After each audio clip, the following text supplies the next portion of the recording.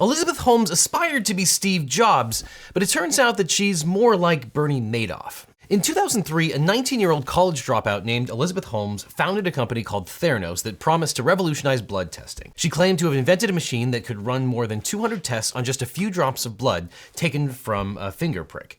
She wanted to sell diagnostic tests directly to consumers. Holmes was very persuasive. She gave a TED Talk where she promoted Theranos by calling it the most disruptive technology in the history of medicine. Yet in the United States today, healthcare is the leading cause of bankruptcy, and the lack of it, the leading cause of the suffering associated with finding out too late in the disease progression process that someone you love is really, really sick. Silicon Valley investors treated her like a rock star. Walgreens quickly became a corporate partner.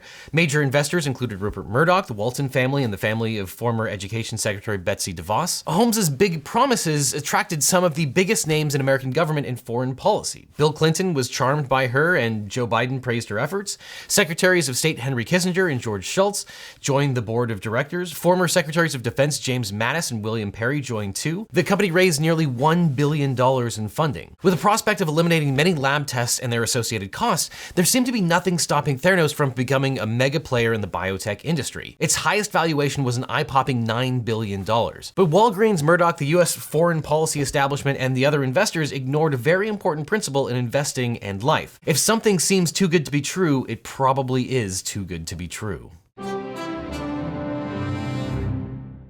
As it turns out, there's no way to run hundreds of sophisticated diagnostic tests on a few drops of blood. Despite all the evidence that Holmes knew her testing machine would never work, a federal jury convicted her on just 4 of the 11 charges against her, 3 for wire fraud against investors and 1 for conspiracy to commit wire fraud against investors. One juror said it was tough to convict her because, quote, she was so likable, she had such a positive dream. And it's a dream that they think she honestly still believes in. But as you can see, there's probably a reason why Jennifer Lawrence, Katie Holmes, and Amanda Seyfried are all practicing their most charming and cold-blooded stares. So today we're going to talk about the Elizabeth Holmes trial. Why did the jury find her guilty? Why did they acquit her on the other charges? And how much did Holmes help herself by testifying in her own defense? So let's start with the problems with Theranos, which have been well chronicled at this point. Blood analysis is one of the most important areas of medicine. The two main players in the field, Quest Diagnostics and Laboratory Corporation of America, generate over $75 billion a year in revenue. Theranos promised to upend this regime by eliminating blood draws, vials, large needles, and lengthy waiting periods. What if you could just go to Walgreens, buy a testing kit, and screen yourself for high cholesterol, kidney disease, or even cancer? Wouldn't that be great? You'd save time, money, get diagnosed faster, and lives would be saved. And that was the heart of the Theranos project. But there was just one problem with this vision.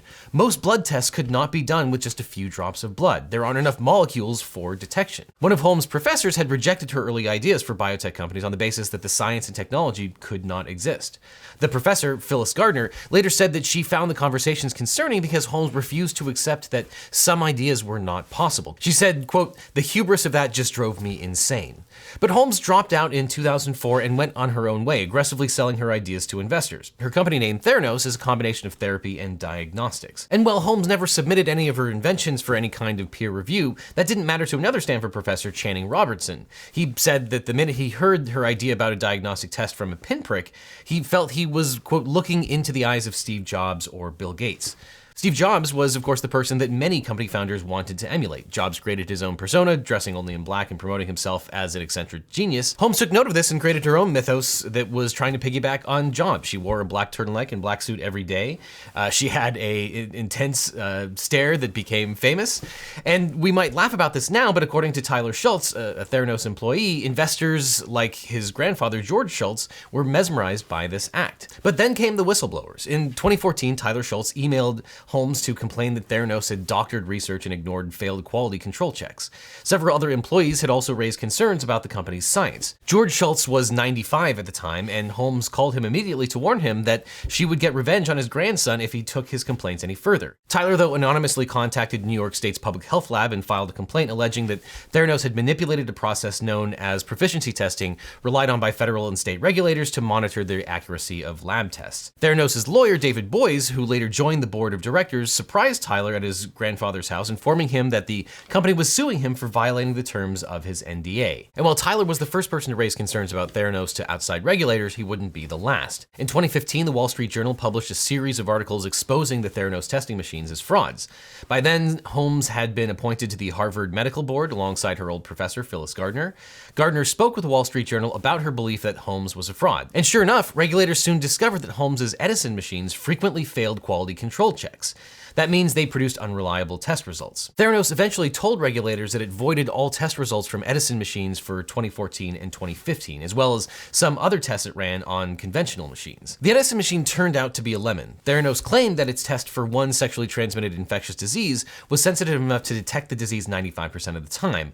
But when these results were submitted for validation, it showed sensitivities of between 65% and 80%. At the time, Walgreens was partnering with Theranos to provide in-store testing centers at 40 Walgreens locations. But when Walgreens realized the scope of the problem, they sued Theranos for $140 million. Walgreens eventually claimed that Theranos voided 11.3% of all blood test reports that the company provided to customers of Walgreens stores. But instead of acknowledging the problems with the Edison machine, Theranos fabricated the results while continuing to market the company to investors as world-changing technology. During the trial of Elizabeth Holmes, prosecutors showed a presentation that she had made to the board of directors, saying that 10 of the 15 largest pharmaceutical companies in the world had validated the Theranos results. This was a lie. The U.S. Centers for Medicare and Medicaid Services investigated Theranos and banned Holmes from operating a medical lab for 2 years. The U.S. Securities and Exchange Commission, the SEC, charged Holmes and former Theranos president Sunny Balwani with fraud and barred Holmes from serving as a director or officer of a public company for a decade. So that brings us to the criminal case itself.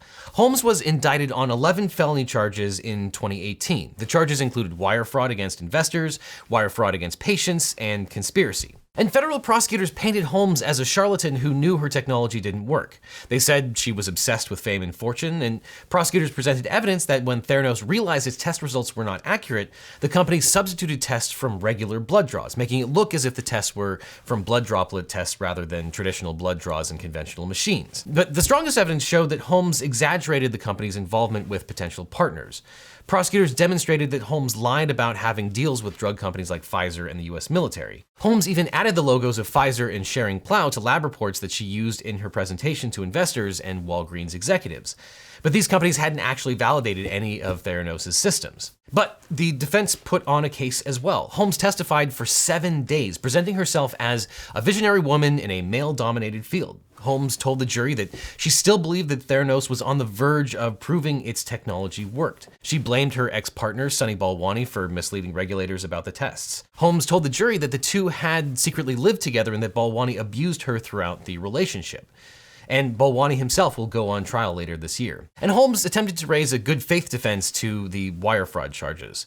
Although good faith is a defense to wire fraud, an honest belief in the ultimate success of the enterprise is not in itself a defense. And the judge instructed the jury that if they believed that she acted in good faith in her representations, then she could not also have acted with an intent to defraud. So let's dig into the elements of wire fraud and the conspiracy charges that she faced. Holmes was eventually convicted of 3 counts of wire fraud and conspiracy to commit wire fraud.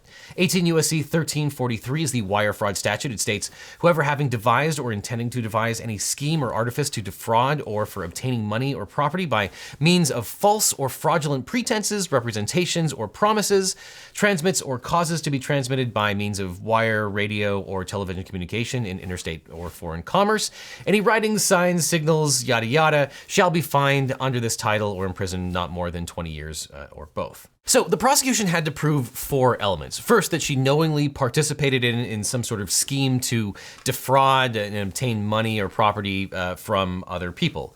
Expressions of opinions, aspirations, or goals, or general subjective claims can't be used as a basis to find that someone made a false or fraudulent representation. This is an important point, and one we'll come back to when we talk about the jury's conclusion that she didn't defraud consumers. Probably because some jurors said that she believed that she had positive goals. But the second prong is that the statement statements made as part of the scheme have to be material. Statements tend to be material if they have a natural tendency to influence or were capable of influencing a person to part with their money. The third prong is that the government needed to show that Holmes acted with the intent to defraud, that is, that she had the intent to deceive and cheat someone out of their money or property. And then the fourth prong is that Holmes used interstate wire communication to carry out an essential part of this scheme. And the jury found that Holmes's misrepresentations influenced investors to send money to Theranos, and that her presentations actively intended to defraud investors by making them believe that Theranos had big government contracts and private partnerships that would produce a high rate of return on their investment. And the jury also found that Holmes had agreed with other people to perpetrate this scheme on others. That's why she was convicted of a conspiracy to commit wire fraud as well. The prosecution had lots of evidence that Holmes concocted test results to convince investors that the science behind her test was sound. In a 2014 Forbes article, Holmes said that Theranos, quote, does not buy any analyzers from third parties, and that was absolutely a lie. Theranos presented results conducted on these third-party analyzers during their presentations to investors, and it's highly likely that the jury thought that these lies were material and that they convinced investors to part with their money. And the 3 counts represented a total of about $142 million in fraud. But the jury deadlocked on 3 additional wire fraud counts related to investments from 3 Theranos investors, Alan Eisenman, Chris Lucas of Black Diamond Ventures, and Brian Tolbert of the Hall Group. Prosecutors now have to decide whether they are going to retry her on those 3 counts because the jury hung, so they couldn't come to a decision on those particular counts. But Holmes and Balwani were also accused of conspiring to commit wire fraud in violation of 18 U.S.C. 1349. The DOJ charged Balwani and Holmes with making materially false and misleading statements to investors. The government alleged that the duo, quote, made materially false and misleading statements to investors and failed to disclose material facts. This included telling investors that the company's proprietary analyzer was accurate when in truth it had serious accuracy problems, performed a limited number of tests, was slower than some competing devices, and could not compete with larger conventional machines in high throughput or the simultaneous testing of blood from many patients. Holmes and Balwani promised investors a return on their investment in the hundreds of millions of dollars while knowing that the company would only gross a few $100,000 in 2014 and 2015. Prosecutors proved that Balwani and Holmes faked test results during live presentations for investors, and the DOJ also said that Holmes told investors that the Walgreens partnership would be expanding, when in reality, Walgreens was already moving to end the partnership. Balwani and Holmes told investors that the Theranos technology had already been deployed by the US military on the battlefield in Afghanistan, which was untrue. General Mattis testified that they were not being used by the military. When the jurors spoke out after the verdict, 2 of them said that the jury ranked witnesses according to their believability and that they rated Mattis as the witness with the highest credibility. Not surprising. Mattis said that he wanted the military to do a test program of Theranos analyzers, but the test never happened. Balwani and Holmes told investors that they didn't need FDA approval for the machines and tests when they already knew that they needed clearance from the FDA. And the 2 also allegedly lied to the media and then used the articles and news segments containing their lies to promote Theranos to investors. And to find Holmes guilty of the conspiracy charges, the jury had to believe that she hatched a plan to commit wire fraud in partnership with Balwani or others. If the jurors thought that she just went along with Balwani because of their partnership, that probably wouldn't have risen to the level of conspiracy. But what about the other charges of fraud for crimes perpetrated against patients? The jury actually acquitted Holmes of wire fraud and conspiracy to defraud patients. So let's talk about why that likely happened. During the 4-month trial, the prosecution devoted very little time to proving this part of the case. The patients who purchased Theranos tests only testified for about 1 hour in total. The government accused Holmes and Theranos of making material misrepresentations about his Edison machine in advertisements. The ads mostly targeted physicians. The prosecution argued that these ads induced hundreds of patients to pay Theranos or Walgreens for blood tests and test results, which obviously wouldn't have worked. The government said Balwani and Holmes told doctors and patients that Theranos could provide accurate, fast, reliable, and cheap blood tests and test results, but they already knew that Theranos technology was in fact not capable of consistently producing accurate and reliable results.